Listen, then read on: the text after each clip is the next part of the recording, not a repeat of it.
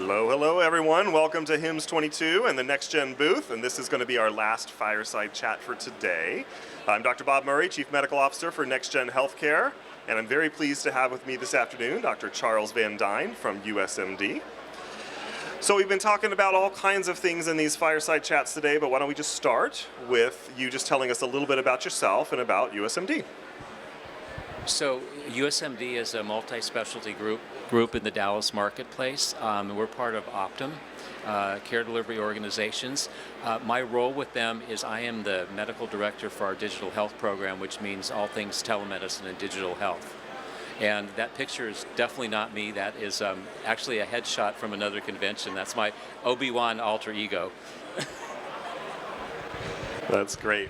All right, so digital health, this is at the USMD level or at the Optum level for?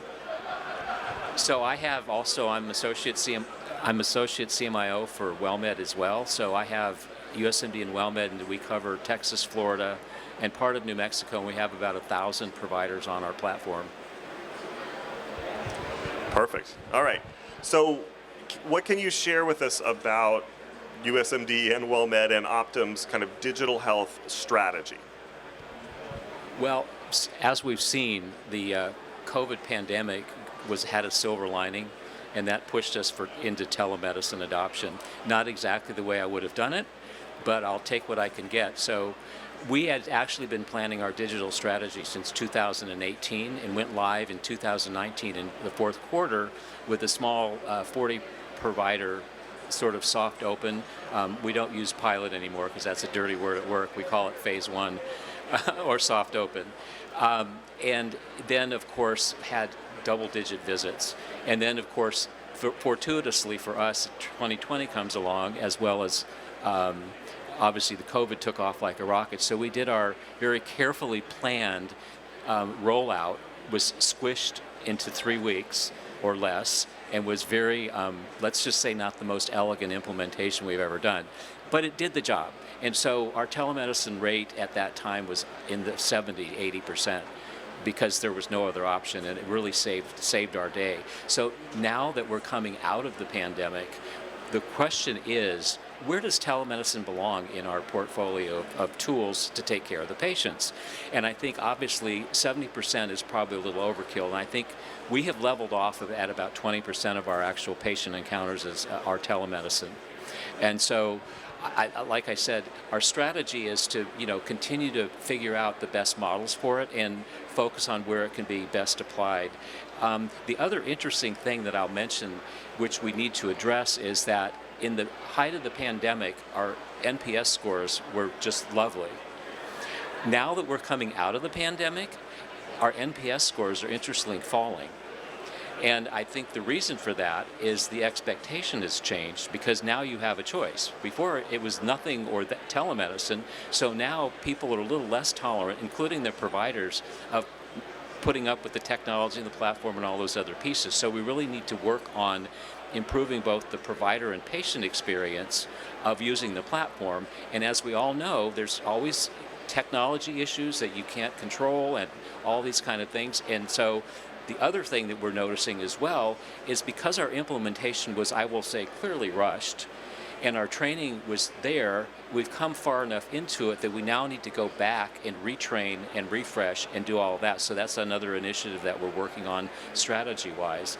And I can also tell you that Optum likes to build their own tools, and they have a virtual care platform, and so I suspect that at some point in the future we may end up gravitating to our in-house product. Right now we're using a major vendor that's white label for us, and it's been fine. It works great. I mean, because we're up over 1 million telemedicine visits. So anyway. Yeah, no, that's terrific. Lots to unpack there. So, as you know, Dr. Van Duyne, so I'm also a primary care provider, a part of a healthcare system up in New Jersey. And so you said that about 20% of your visits are still telehealth. So that's higher than us. I'm curious as to why, but this may also loop into that. And at the start of the pandemic, you mentioned the NPS score, how satisfied patients were with their telehealth visit. Super high, unsustainably high, right? Because it was that or nothing at that point. But I'm curious to know, what are you folks doing to try to get that back to those levels or keep it high so that people continue to see telehealth as a positive experience? So we are basically re-looking and evaluating all of our collateral patient information handouts. We're retraining staff to offer it. And we've revised a lot of our content that we created in the beginning when we rolled it out to make it just really simple and easy for the patients, like clicking a QR code on the thing to sign up for the platform, teaching the staff how to help them sign up for it, and also promoting it every place we can, whether it's posters in the waiting room, email blasts, on our website. The patients have an option on our website. If, hey, you want to have telemedicine visit, here's how you do that. Did you know we do this, and sign up? The other thing that we've actually implemented ourselves starting this year was an on-demand telemedicine service. And so let's just back up a little bit. When you think of telemedicine, you probably are thinking of on-demand. So the vendors out there where, you don't feel good, you can't get in, or you don't want to go in, you call them up and get on a telemedicine visit to take care of it. Well, that's on-demand telemedicine. So, however, the other huge use case is the scheduled visit. And so what we're doing is we're replacing office visits with a scheduled telemedicine visit. So instead of seeing Dr. So-and-so at 10, you're doing a telemedicine visit at 10. And the patients love it, because you don't have to get to the office a half hour early, so you could sit in the waiting room for another 30 minutes and do all this other stuff, get a babysitter, and if the weather's bad or whatever.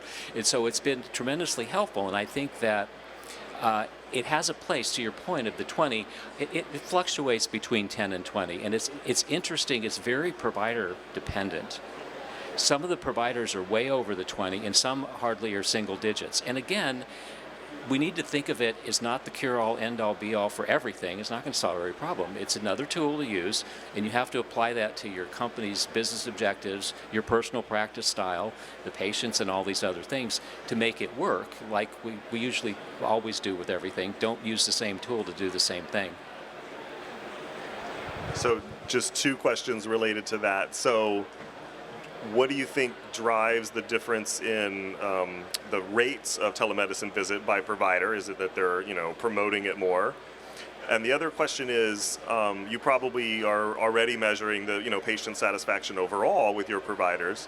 Do you notice that the in-person patient satisfaction correlates with the telemedicine satisfaction, or have you even looked at that yet? So we actually haven't looked at that, and so that's a good thing. I'll take that back. I think the challenge, though, is that our in the office provider NPS scores have a lot more factors involved in them, so it's going to be hard to tell how legitimate any correlation or lack thereof is. And I think as far as the providers go, it's just personal practice style. Some docs like me, I never document in the room. And I never jumped on that bandwagon. I think a lot of our younger physicians are very much in tune with it and see the benefit of them for their practice. And I think from a patient perspective, especially if you have a chronic patient that needs to come in frequently, if you splice in every other visit as a telemedicine visit, you're going to have better compliance for the most part. And so it really just depends on the patient mix and the provider. No, it makes a lot of sense. And so for folks that are, looking at making sure or trying to make sure that the patients are just more satisfied with that telemedicine visit as is, we're doing a couple things on our end. I'm wondering, you said it's easy to sign up for it. It's just a single QR code, etc. Is there anything about the visit that the visit itself that you're doing to try to make it more satisfying for the patients? So I think we're not quite there yet. We're always on our vendor to make platform enhancements, and so our biggest next push is going to be a Spanish language version because of our patient population. But we're constantly working with the vendor to improve the patient experience, and we've also actually added another feature to our platform. So part of the complaint, so we have a lot of elderly people, and they make fun of people that are old not being able to do technology. So I have two things to say to that. Number one, they'll have somebody who can, and number two, I'm one of those, and I can do it. So, but anyway, I lost my train of thought. I hate it when that happens. You were, how are you improving the store and platform Oh, enhancements. right, because so the complaint is, you have to get a login, sign up, and do all this stuff, and remember your password, and download an app, and do all this kind of stuff. Now, so that's a good thing. So we also develop what's called a quick connect kind of solution, and that works much like a FaceTime, basically.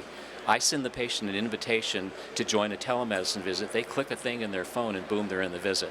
Now, sounds great, right? You don't have to sign up, don't have to remember a password, that's true. However, from a business perspective, you can't collect a copay, you can't check their insurance, you can't do a whole lot of things, and we lose on the back end a lot of the analytic stuff that we do monitor in our visits because it's just simply, literally a quick connect visit. It's different than your platform. No, it's in the platform. And so, right, and so we use it sometimes if for some reason the patient can't connect. And, most of the time after we got up and running, it was on the patient side because sometimes they don't understand you have to click allow video and audio on your phone. And then they don't understand when they don't do that or when they deny it that they can't get into the visit. And so what happens is we develop this quick connect so that if the patient's having trouble, we just get them on the phone and say, look, we're going to shoot you a text message and do your visit. Yeah, it's fascinating. We use the NextGen tool, but we use it in a similar way. It's a one-time link for that visit, and that starts things off. So another thing we're doing, I'm curious if you have any comments on this, but the intake is done by the nurses, either over the phone or in the telehealth visit, just like it would be in the office. But when the provider is ready to see the patient, they know that they're connected. The provider knows how to connect, and that also avoids kind of the frustration being in the provider's voice almost as they're trying to connect. I don't know if you are doing something similar or have a comment. We are. Some of the providers are actually doing that. I think the most common scenario is the telephone intake and teeing up the chart for the providers. We've tried to, and we also you can add people to the visit. So there is a way for the provider to go into the visit, but again, well, actually there isn't. So we're trying to figure out that workflow actually with our platform. And one of the reasons we do not have the NextGen product is because it wasn't there when we were going live, and so it didn't make it didn't make the cut, because it wasn't there.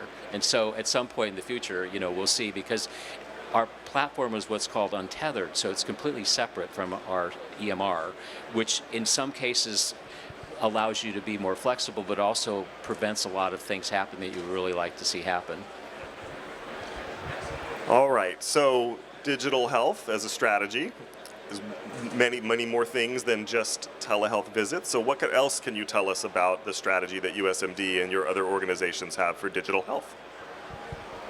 So one of our other big programs is, one of the challenges with any kind of digital health is access to broadband and access to technology and access to equipment to do that. So we have another program running in parallel with our telemedicine platform that actually we do half of our quote telemedicine visits through this other alternative platform. And what this platform is, it's basically a tablet with a cell signal, and it's designed for seniors. And so what happens is, much like the Quick Connect visit, the senior has the tablet, and then the provider reaches out to them, basically calls their tablet, and the senior just pushes a green button and has a telemedicine visit. And if the senior gets to keep the Well, there's a couple of business models that we tried out. So certainly during the height of the COVID epidemic, people didn't want to come in.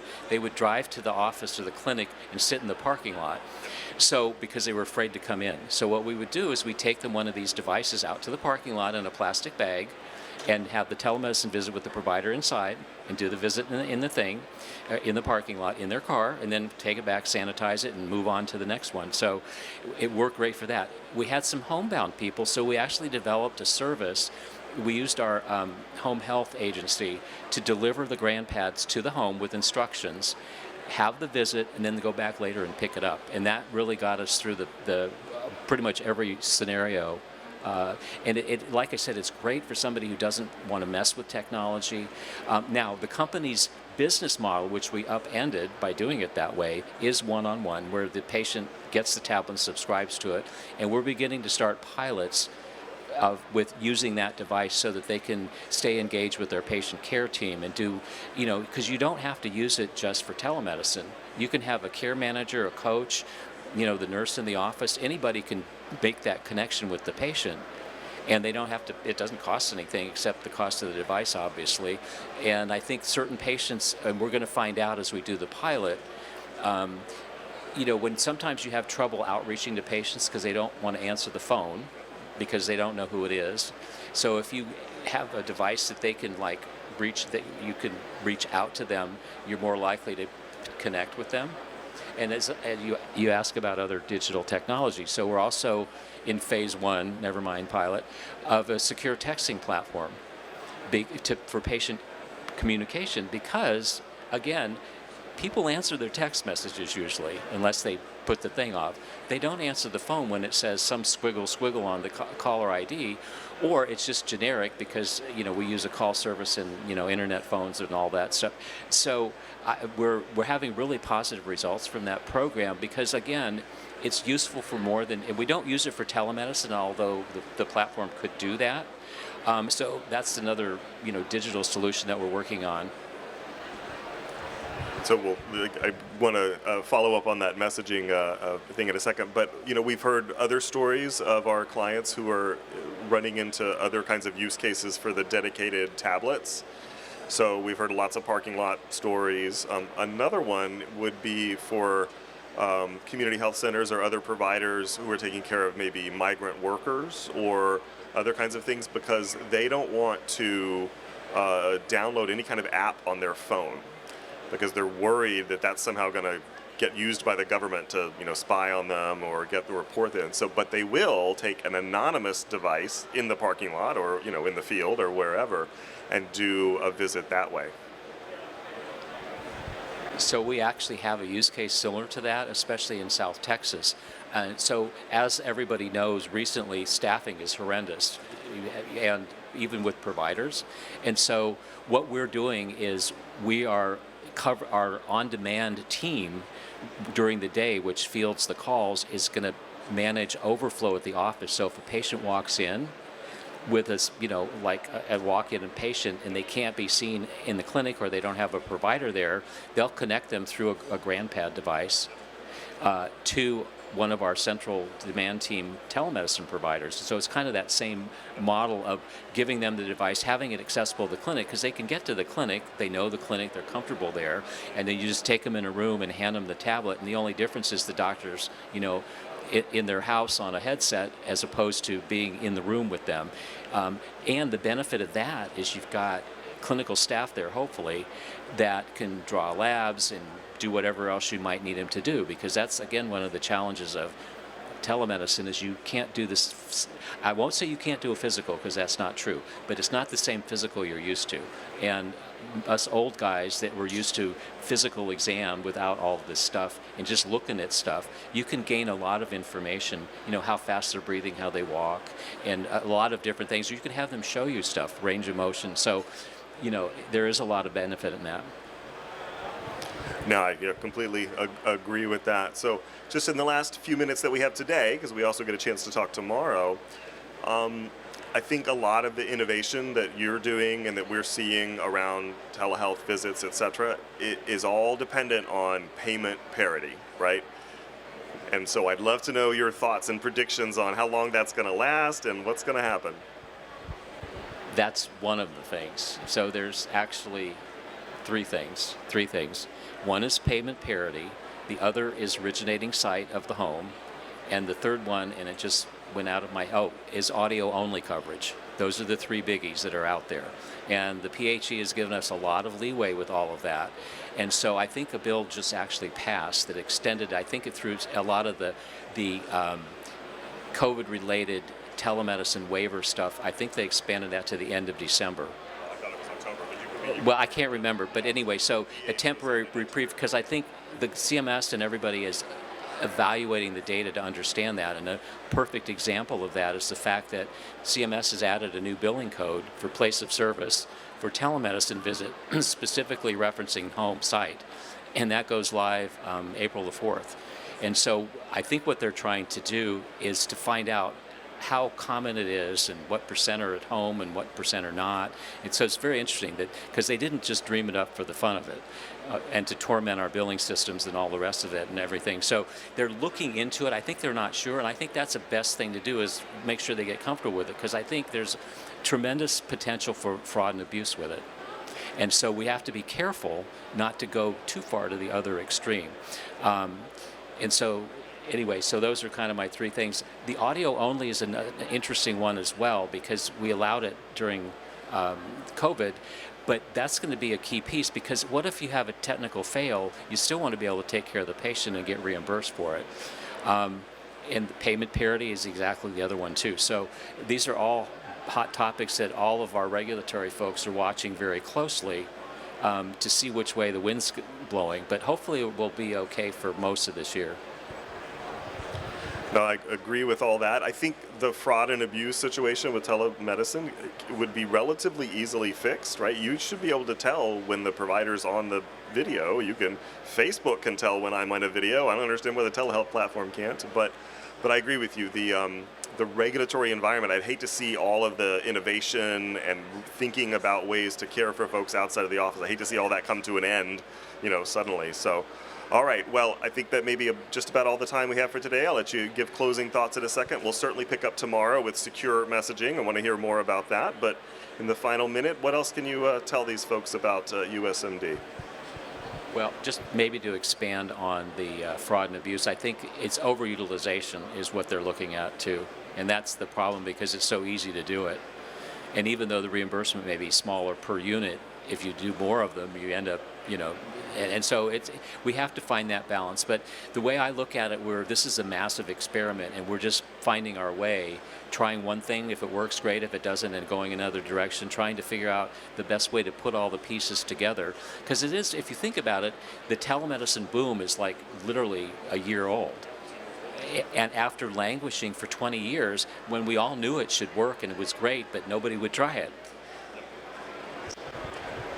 Wonderful. All right. I think that's all the time we have for today. Thank you again, Dr. Van Duyne.